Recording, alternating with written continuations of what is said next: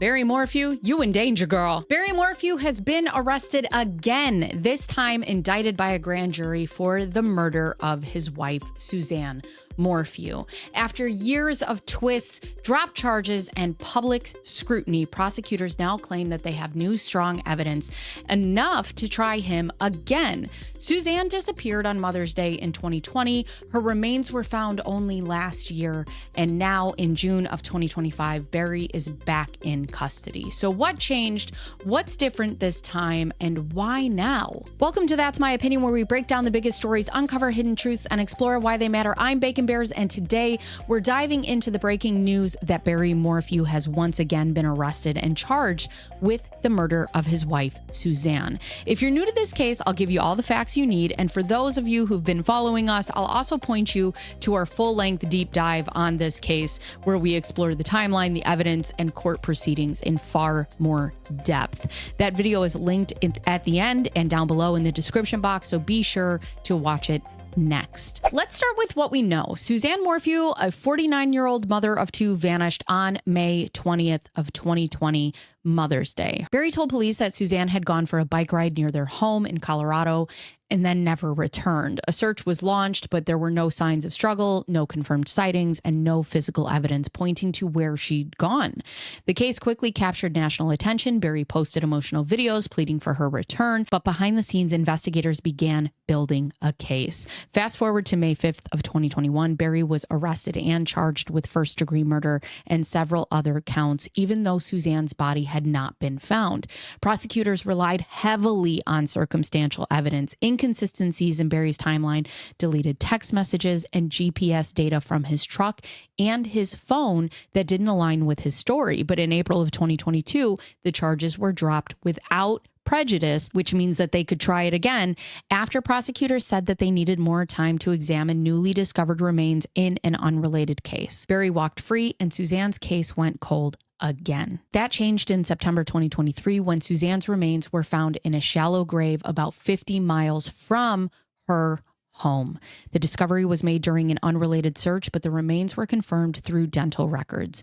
With Suzanne's body finally found, investigators now had what they'd been missing all along: physical evidence, and they began putting together the pieces. And now, nearly 5 years after Suzanne's disappearance, Barry Morphew has been indicted by a Colorado grand jury on new charges of first-degree murder and tampering with a deceased human body. He was arrested on June 20th of 2025 in Gilbert, Arizona, where he had been living quietly since the original charges were dropped.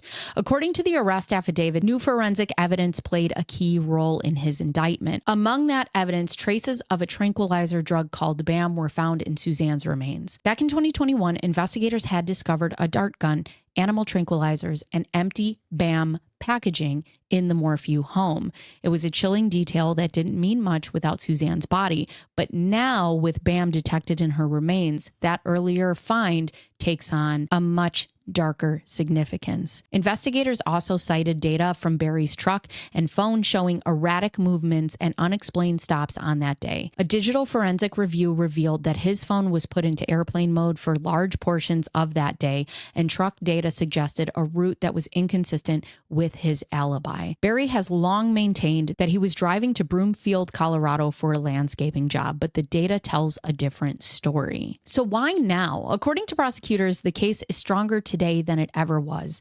They now have a body, they have toxicology results, they have physical evidence that ties Barry to Suzanne's death in a way that they simply didn't have before. And the grand jury has agreed, and that's why we're here.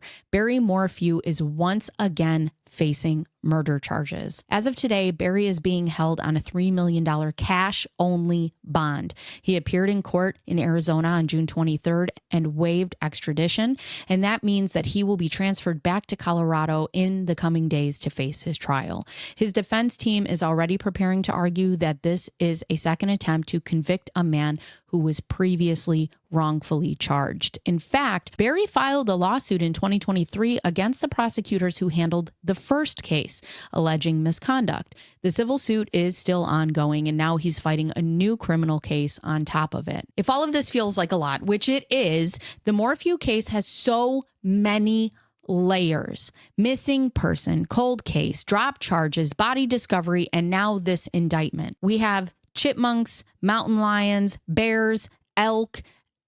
It's a whole thing, but we've covered the entire timeline in depth in our full documentary style video on this case. And if you want to understand every single detail of how we got here, from Suzanne's final days to the investigation to the forensic twists, I highly recommend watching that video next. It's linked on the screen and in the description box down below. This arrest is likely to reopen old wounds, not just for the Morphew family, but for the entire community that followed this case so closely.